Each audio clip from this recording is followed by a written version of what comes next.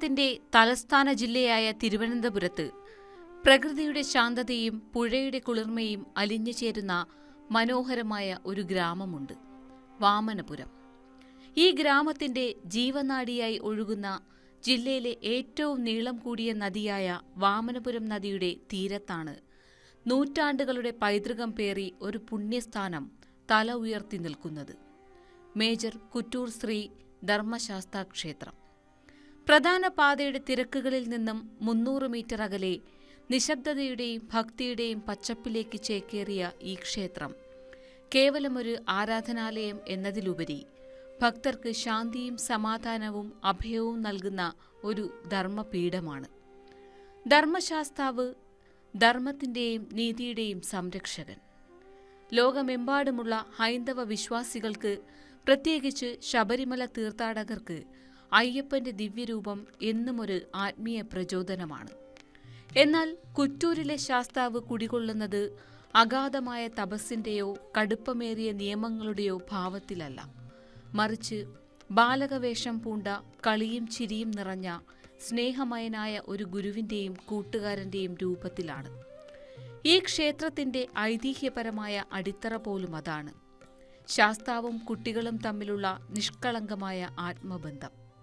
നിത്യടങ്ങളിൽ ക്ഷേത്രത്തിൽ രാവിലെ 5 മണിക്ക് ക്ഷേത്രനട തുറന്ന് അഭിഷേകവും തുടർന്ന് ഗണപതി ഹോമം, ഇത് കഴിഞ്ഞ് 6 മണിക്ക് ഉഷപൂജ, 10:30 നടയടച്ച് വൈകിട്ട് 5 മണിക്ക് തുറന്ന് 6:30 ദീപാരാധനയും 7 മണിക്ക് അത്താഴപൂജയും കഴിഞ്ഞ് 7:30 ഹരിവരാസനത്തോടെ നടയടയ്ക്കുകയാണ് ചെയ്യുന്നത്.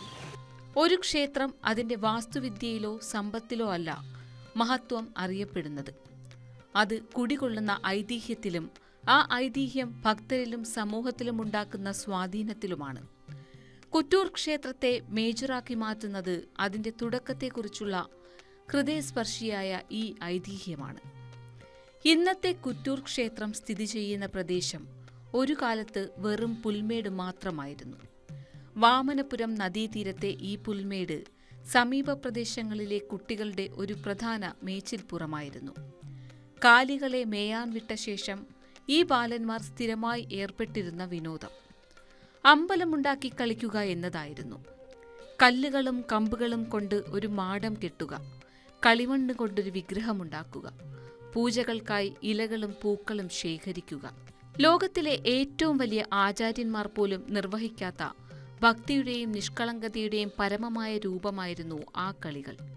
ഈ 12 ബാലന്മാരുടെ നിഷ്കളങ്കമായ ആരാധനയിൽ ആകൃഷ്ടനായി അവരുടെ കളികളിൽ പങ്കുചേരാനായി സാക്ഷാൽ ധർമ്മശാസ്താവ് തന്നെ ഇറങ്ങി വന്നു എന്നതാണ് കുറ്റൂർ ക്ഷേത്രത്തിന്റെ ഐതിഹ്യം. ഈ ഐതിഹ്യത്തിന് ദൃക്സാക്ഷിയാകുന്നത് കുഴിക്കാട്ടില്ലത്തെ ഭട്ടതിരി എന്ന പരമഭക്തനായ ഒരു യോഗിയാണ്. ഒരു ദിവസം കാലികളെ കുളിപ്പിക്കാൻ കുട്ടികൾ വാമനപുരം നദിയിലേക്ക് ഇറങ്ങി. കുളി കഴിഞ്ഞ് നദിയിലെ ആഴം കുറഞ്ഞ ഭാഗത്ത് അവർ വെള്ളം തെറിപ്പിച്ചും മുങ്ങിക്കളിച്ചും ചിരിച്ചും രസിക്കുകയായിരുന്നു. ഈ സമയം കടവിൽ കുളിച്ചുകൊണ്ടിരുന്നൊരു ഭട്ടതിരി കുട്ടികളുടെ കൂട്ടത്തിലേക്ക് ശ്രദ്ധിച്ചു. 12 കുട്ടികളെ കൂടാതെ അഭൗമമായ തേജസ്സുള്ള ഒരു സാധാരണക്കാരനല്ലാത്ത ഒരു ബാലൻ അവർക്കൊപ്പം കളിക്കുന്നു. ഭട്ടതിരിക്ക് അത്ഭുതമായി. അദ്ദേഹം കുട്ടികളെ അരികിൽ വിളിച്ചു എണ്ണിയെടുത്തു. കൃത്യം 12 പേർ. തിരികെ കളിക്കാൻ വിട്ട ശേഷം ഭട്ടതിരി മാറി നിന്ന് നിരീക്ഷിച്ചു. അതാ, കുട്ടികൾക്കൊപ്പം 13ാമനായി ആ ദിവ്യബാലൻ പ്രത്യക്ഷപ്പെടുന്നു. കളിയുടെ ആരവങ്ങൾക്കിടയിൽ നദിയിൽ എഴുന്നു നിന്നിരുന്ന ഒരു കുറ്റിയിൽ കയറി നിന്ന് മറ്റുള്ളവർക്കൊപ്പം ആ ബാലൻ വെള്ളത്തിലേക്ക് എടുത്തു ചാടി കളിക്കുന്നു. കുളി കഴിഞ്ഞു മടങ്ങുമ്പോൾ കുട്ടികളെ അനുഗമിച്ച ഭട്ടതിരി അവരുണ്ടാക്കിയ മാടവും അതിലെ കളിമൺ വിഗ്രഹവും കണ്ടു. ആ വിഗ്രഹത്തിൽ നിന്നും ഒരു പ്രഭാവലയം ചുറ്റും പരക്കുന്നതും അദ്ദേഹം ശ്രദ്ധിച്ചു. അദ്ദേഹത്തിന് കാര്യം മനസ്സിലായി. കുട്ടികൾക്കൊപ്പം കളിച്ചുകൊണ്ടിരുന്നത് മറ്റാരുമല്ല, ബാലകവേഷം പൂണ്ട മഹാശാസ്താവായിരുന്നു. ആ ദിവ്യബാലൻ ഒടുവിൽ മറഞ്ഞത് എവിടെയാണെന്നറിയാനായി ഭട്ടതിരി തിരികെ നദിക്കടവിലേക്ക് പോയി. നദിയിലെ ആ കുറ്റിയിൽ മുമ്പ് കണ്ട അതേ തേജോരൂപം. വെള്ളത്തിൽ കാലിളക്കി ഭട്ടതിരിയെ നോക്കി മന്ദഹസിച്ചു. അവിടെ നിന്നുകൊണ്ടും ശാസ്താവ് താൻ ആ ബാല്യ കൂട്ടുകാരുമായി എത്രമാത്രം ഇഴുകിയിരുന്നു എന്ന് ഭട്ടതിരിക്ക് വെളിപ്പെടുത്തി കൊടുത്തു. ഒരു നിമിഷം പോലും പാഴാക്കാതെ ആ കുറ്റിയിൽ നിന്നും ഭട്ടതിരി ആ ബാലക ചൈതന്യത്തെ ആവാഹിച്ച് കുട്ടികൾ കളിക്കാനായി സ്ഥാപിച്ച കളിമൺ പ്രതിഷ്ഠയിൽ കുടിയിരുത്തി.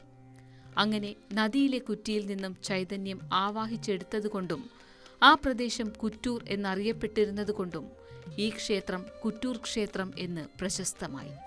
കുട്ടികൾ കളിച്ചും പൂജിച്ചും സ്ഥാപിച്ച പ്രതിഷ്ഠയായതിനാൽ ഇവിടത്തെ ശാസ്താവ് ഇന്നും പിള്ളേര് ശാസ്താവ് എന്ന് വാത്സല്യത്തോടെ അറിയപ്പെടുന്നു. ഇതൊരു കേവലമായ ഐതിഹ്യമല്ല.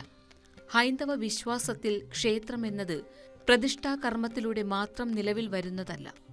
ഭക്തന്റെ നിഷ്കളങ്കമായ വിശ്വാസത്തിലൂടെയും ഭക്തിയുടെ പരകോടിയിലൂടെയും ദൈവം സ്വയം കുടികൊള്ളുന്നതാണ്. പ്രത്യേകിച്ച് ഭഗവാന്റെ ഒരു പ്രത്യേകതയാണത്. കുട്ടികളുണ്ടാകുന്ന സന്താനഭാഗ്യത്തിനും അതുപോലെ അസുഖം ഭേദമാകുന്നതിനും വിദ്യാഭ്യാസത്തിനും വേണ്ടി പ്രത്യേകം പ്രാർത്ഥിച്ചാൽ അത് ഫലസിദ്ധി നൽകുന്നവരാണ് അനുഭവം. കുറ്റൂർ ശ്രീ ധർമ്മശാസ്താ ക്ഷേത്രത്തിന്റെ ഐതിഹ്യം ബാല്യവുമായി ബന്ധപ്പെട്ടതായതുകൊണ്ട് തന്നെ ഇവിടത്തെ പ്രധാന അനുഗ്രഹം സന്താന സൗഭാഗ്യത്തിനും കുട്ടികളുടെ ആരോഗ്യത്തിനും വേണ്ടിയാണ്. ഇത് ക്ഷേത്രത്തിന്റെ ആത്മീയമായ അടിത്തറയും സാമൂഹ്യപരമായ പ്രസക്തിയും വർദ്ധിപ്പിക്കുന്നു. ഐതിഹ്യത്തിൽ ശാസ്താവ് ഒരു കുട്ടിയുടെ രൂപത്തിൽ കുട്ടികൾക്കൊപ്പം കളിച്ചുവെന്ന സങ്കല്പം ശാസ്താവിനെ ഒരു ബാലരൂപ സങ്കല്പത്തിൽ പ്രതിഷ്ഠിക്കുന്നു.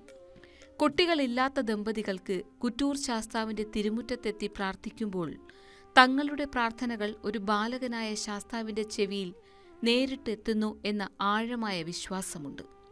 അതുകൊണ്ട് തന്നെ സന്താനഭാഗ്യമില്ലാത്ത നിരവധി ദമ്പതികൾക്ക് ഈ ക്ഷേത്രം ഒരു അഭയകേന്ദ്രമാണ്. ശാസ്താവിന്റെ തിരുനടയിൽ ഭക്തിപൂർവ്വം പ്രാർത്ഥിച്ച് നേർച്ചകൾ സമർപ്പിച്ചതിലൂടെ സന്താന സൗഭാഗ്യം ലഭിച്ച ഒട്ടനവധി അനുഭവസ്ഥർ ഇന്നും ഈ പ്രദേശത്തുണ്ട്. ശാസ്താവിന്റെ പിള്ളേര് എന്ന വിളിപ്പേര് കേവലം ഒരു ഐതിഹ്യപരമായ നാമമല്ല, മറിച്ച് ഭക്തർക്ക് മക്കളെ നൽകി അനുഗ്രഹിക്കുന്ന പിതാവെന്ന അർത്ഥത്തിൽ ഉറച്ചുപോയ ഒരു വിശേഷണമാണ്. സന്താനലബ്ധിക്ക് പുറമേ കുട്ടികൾക്ക് വന്നു ചേരുന്ന വ്യാധികൾക്കും രോഗങ്ങൾക്കും ബാലാരിഷ്ടതകൾക്കും ശാസ്താവിനെ പ്രാർത്ഥിക്കുന്നത് ഫലപ്രദമാണെന്നാണ് വിശ്വാസം. ഒരു കുട്ടിയുടെ രൂപത്തിൽ കുടികൊള്ളുന്ന ദേവന് മറ്റു കുട്ടികളുടെ വേദനയും ദുരിതങ്ങളും എളുപ്പത്തിൽ മനസ്സിലാക്കാൻ സാധിക്കുമെന്നാണ് ഭക്തർ വിശ്വസിക്കുന്നത്. ഇന്നും ചെറിയ കുട്ടികളുള്ള മാതാപിതാക്കൾ അവരുടെ മക്കളുടെ ആയുസ്സിനും ആരോഗ്യത്തിനും സൽസ്വഭാവത്തിനും വേണ്ടി ഈ തിരുനടയിലെത്തി വഴിപാടുകൾ അർപ്പിക്കുന്നു. പൂജകളും കാര്യങ്ങളൊക്കെ കൃത്യമാക്കുന്നത് ദേവസ്വം എടുക്കലാണ്. ഇപ്പോൾ ഒരു കമ്മിറ്റി ഇവിടെ ഉണ്ട്, അവരാണ് കാര്യങ്ങൾ നോക്കുന്നത്. ഉപദേശസമിതിയിൽ 13 പേര്, പിന്നെ നാട്ടുകാരുടെ സഹായം കൊണ്ടും നല്ല രീതിയിൽ അമ്പലം പോകുന്നുണ്ട്. എല്ലാ കാര്യങ്ങളും നല്ല രീതിയിൽ നടക്കുന്നുണ്ട്. കുഞ്ഞിനെ ശാസ്താവിന്റെ തൃപ്പാദങ്ങളിൽ സമർപ്പിച്ച് പ്രാർത്ഥിച്ചു മടങ്ങുന്ന മാതാപിതാക്കളുടെ കണ്ണുകളിൽ കാണുന്ന ആശ്വാസം ഈ ക്ഷേത്രത്തിന്റെ ശക്തി വിളിച്ചോതുന്ന ഏറ്റവും വലിയ സാക്ഷ്യമാണ്. കുറ്റൂർ ക്ഷേത്രത്തിലെ ഏറ്റവും സവിശേഷമായൊരു ചടങ്ങാണ് പിള്ളേരൂട്ട്. 12 വയസ്സിൽ താഴെയുള്ള കുട്ടികൾക്കായി നടത്തുന്ന ഈ വഴിപാട് ക്ഷേത്രത്തിന്റെ ഐതിഹ്യപരമായ ബന്ധത്തെ അരക്കിട്ടുറപ്പിക്കുന്നു. കുട്ടികൾക്കുണ്ടാകുന്ന രോഗങ്ങൾ മാറുന്നതിനും അവർക്ക് ആയുരാരോഗ്യ സൗഖ്യം ലഭിക്കുന്നതിനും വേണ്ടിയാണ് ഈ ചടങ്ങ് നടത്തുന്നത്.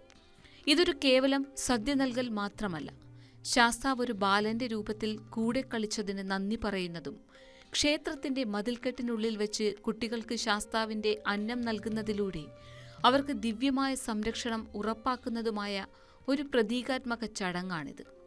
ഈ ചടങ്ങിൽ പങ്കുചേരുന്ന കുട്ടികൾ പിള്ളേര് ശാസ്താവിന്റെ പ്രത്യേക അനുഗ്രഹം ഏറ്റുവാങ്ങി ബാലാരിഷ്ടതകളിൽ നിന്ന് മുക്തി നേടുന്നു എന്നാണ് വിശ്വാസം.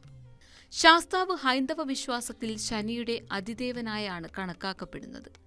അതുകൊണ്ട് തന്നെ ശനി ദോഷങ്ങളാൽ കഷ്ടപ്പെടുന്ന ഭക്തർക്ക് കുറ്റൂർ ശാസ്താവ് ഒരു വലിയ ആശ്വാസമാണ്. ക്ഷേത്രത്തിലെ പ്രധാനപ്പെട്ട ഒരു വഴിപാടായ നീരാഞ്ജനം ഈ വിശ്വാസത്തിന്റെ ആഴത്തിലുള്ള പ്രതീകമാണ്.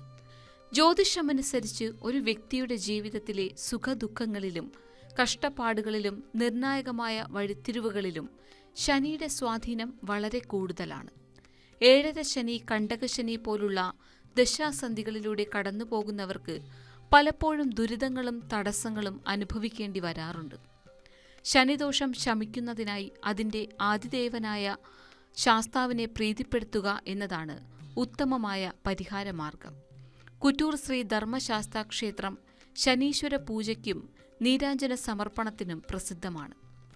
നീരാഞ്ജനം എന്നത് നാളികേരമുടച്ച് അതിൽ എള്ളെണ്ണയൊഴിച്ച് എള്ളുതിരി കത്തിക്കുന്ന ഒരു വഴിപാടാണ്. ഇത് കേവലം ഒരു വിളക്ക് കത്തിക്കൽ ചടങ്ങല്ല, മറിച്ച് ആഴമേറിയ ഒരു താത്വികമായ അർത്ഥം ഇതിൽ അടങ്ങിയിട്ടുണ്ട്. നാളികേരം ഇതൊരു വ്യക്തിയുടെ ഞാൻ എന്ന ഭാവത്തെയും അഹങ്കാരത്തെയും സൂചിപ്പിക്കുന്നു. നാളികേരം ഉടയ്ക്കുന്നത് ഈ അഹങ്കാരത്തെ ശാസ്താവിന് മുന്നിൽ തകർത്ത് സമർപ്പിക്കുന്നു എന്നതിൻ്റെ പ്രതീകമാണ്. എള്ളെണ്ണയും എള്ളുതിരിയും എള്ള് ശനിയുമായി ബന്ധപ്പെട്ട ധാന്യമാണ്. എള്ളെണ്ണ ഒഴിച്ച് തിരി കത്തിക്കുമ്പോൾ ഒരു വ്യക്തിയുടെ ജീവിത ദുരിതങ്ങളും ശനിദോഷങ്ങളും ശാസ്താവിൻ്റെ മുന്നിൽ വിളക്കിൻ്റെ രൂപത്തിൽ സ്വയം എരിഞ്ഞടങ്ങി ചൈതന്യമായി മാറുന്നു എന്ന അർത്ഥം അതിനുണ്ട്. സർവ്വവിധമായ ജീവിത ദുരിതങ്ങളിൽ നിന്ന് മുക്തി നേടുന്നതിനും ശനിദോഷഹരനായ ശ്രീ ധർമ്മശാസ്താവിൻ്റെ മുന്നിൽ നീരാഞ്ജന സമർപ്പണം അത്യുത്തമമാണെന്ന് ഭക്തർ ഉറച്ചു വിശ്വസിക്കുന്നു. എല്ലാ മാസവും ആദ്യത്തെ ശനിയാഴ്ചകളിൽ നടക്കുന്ന ശനീശ്വര പൂജയിൽ പങ്കെടുക്കാൻ ദൂരദേശങ്ങളിൽ നിന്ന് പോലും ഭക്തർ എത്തുന്നത് ഈ വിശ്വാസത്തിന്റെ ബലത്തിലാണ്. ഭക്തി, കർമ്മം, ജ്യോതിഷപരമായ പരിഹാരം എന്നിവയുടെ സമന്വയമാണ് കുറ്റൂർ ക്ഷേത്രത്തിലെ ഈ വഴിപാട്. ഓരോ ക്ഷേത്രവും ഒരു പ്രദേശത്തിന്റെ സാംസ്കാരിക കേന്ദ്രമാണ്. കുറ്റൂർ ശ്രീ ധർമ്മശാസ്ത ക്ഷേത്രത്തിലെ വാർഷിക തിരുവുത്സവം വാമനപുരം ഗ്രാമത്തെ സംബന്ധിച്ചിടത്തോളം ഒരു പ്രാദേശിക ഉത്സവമല്ല, മറിച്ച് ദേശീയോത്സവം എന്ന പദവി അലങ്കരിക്കുന്ന ഒരു മഹാസംഗമമാണ്. മീനമാസത്തിൽ 8 ദിവസങ്ങളിലായാണ് കുറ്റൂർ ക്ഷേത്രത്തിലെ ഉത്സവം ആഘോഷിക്കപ്പെടുന്നത്. ഉത്സവം എന്നത് കേവലം പൂജകളിൽ ഒതുങ്ങുന്നില്ല. ഭക്തി, കല, സാമൂഹിക കൂട്ടായ്മ, പൈതൃകം എന്നിവയുടെ ഒരു പൂർണ്ണമായ അനുഭവമാണിത്.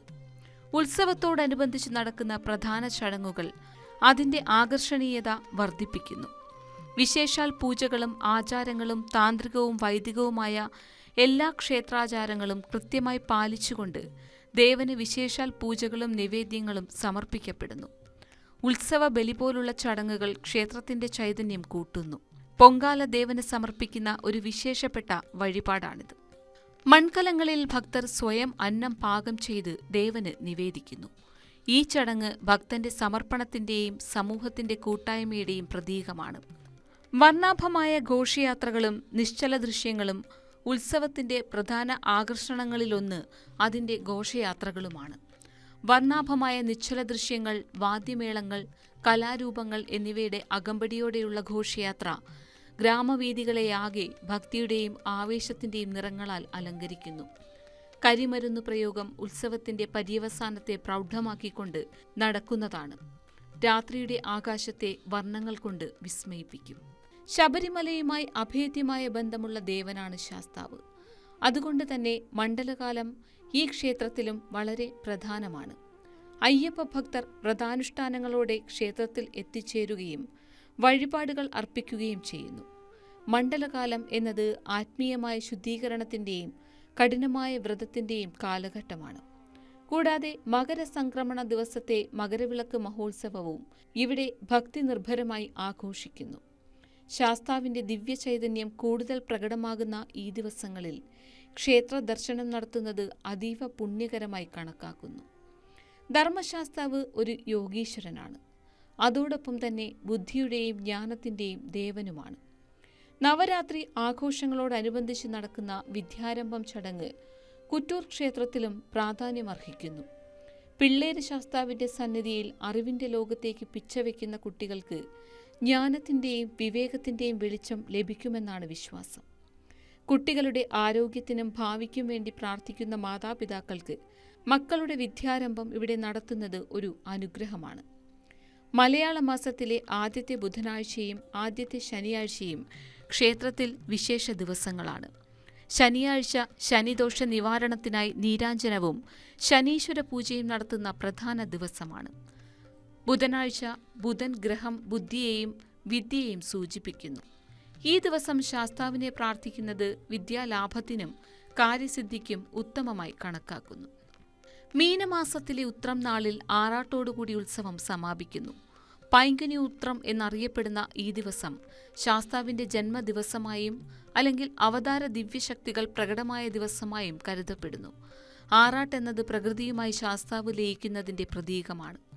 കുറ്റൂർ ശ്രീ ധർമ്മശാസ്താ ക്ഷേത്രം ഒരു ആരാധനാലയം എന്നതിലുപരി ഒരു ഗ്രാമത്തിന്റെ സാമൂഹികവും സാംസ്കാരികവുമായ ചലനങ്ങളെ നിയന്ത്രിക്കുന്ന ഒരു സ്ഥാപനമാണ്. ക്ഷേത്രം സ്ഥിതി ചെയ്യുന്നത് തിരുവനന്തപുരം ജില്ലയിലെ ഏറ്റവും നീളം കൂടിയ നദിയായ വാമനപുരം നദിയുടെ തീരത്താണ്. ക്ഷേത്ര കാമ്പൗണ്ടിൽ ഞങ്ങളുടെ നക്ഷത്രവനം എന്നൊരു പദ്ധതി ദേവസ്വം ബോർഡ് തയ്യാറാക്കിയപ്പോൾ ആദ്യമായിട്ട് ഞങ്ങൾ നേപ്പാളിൽ നിന്നും ഒരു രുദ്രാക്ഷ തൈ ഇവിടെ വാങ്ങിക്കൊണ്ട് നടുകയും അതിപ്പോൾ പൂത്ത് കാച്ച് അതിൻ്റെ കായകൾ രുദ്രാക്ഷ മണികൾ നമുക്ക് ഓരോ ഭക്തർക്കും പറക്കി കൊടുക്കാനുള്ളൊരു അവസരം കിട്ടുകയും ചെയ്തു. നദിയും ക്ഷേത്രവും തമ്മിലുള്ള ഈ ബന്ധം കേരളീയ ക്ഷേത്ര സങ്കല്പത്തിൽ ജലത്തിന്റെ പ്രാധാന്യം എത്രത്തോളമുണ്ടെന്ന് വ്യക്തമാക്കുന്നു. ആറാട്ട് പോലുള്ള ചടങ്ങുകൾക്ക് നദിയെ ആശ്രയിക്കുന്നത് പ്രകൃതിയും ദൈവികതയും തമ്മിലുള്ള അഭേദ്യമായ ബന്ധത്തെയാണ് സൂചിപ്പിക്കുന്നത്. പ്രകൃതിയെ സംരക്ഷിക്കേണ്ടതിന്റെ പ്രാധാന്യം ഈ ക്ഷേത്രം അതിന്റെ നിലനിൽപ്പിലൂടെ ഓർമ്മിപ്പിക്കുന്നു. വാമനപുരം നദിയുടെ തീരത്ത് കുറ്റിയിൽ നിന്നും ആവാഹിക്കപ്പെട്ട ആ ബാലക ചൈതന്യം കാലാന്തരങ്ങൾ കടന്നും ഈ ദേശത്തിന് എന്നും ഒരു അഭയവും ധർമ്മത്തിന്റെ വെളിച്ചവും നൽകി നിലകൊള്ളും എന്നതിൽ സംശയമില്ല. നിങ്ങളുടെ ജീവിതത്തിൽ ഒരുപാട് അനുഗ്രഹങ്ങൾക്കും ആത്മീയ ശാന്തതയ്ക്കും വേണ്ടി ഒരിക്കലെങ്കിലും ഈ പുണ്യഭൂമിയിലെത്തുക. കുറ്റൂർ ശാസ്താവിന്റെ സന്നിധിയിൽ ധ്യാനിച്ചിരിക്കുക. അവിടെ നിന്ന് പ്രവഹിക്കുന്ന ശാന്തി നിങ്ങളുടെ ആത്മാവിനെ ശുദ്ധീകരിക്കട്ടെ.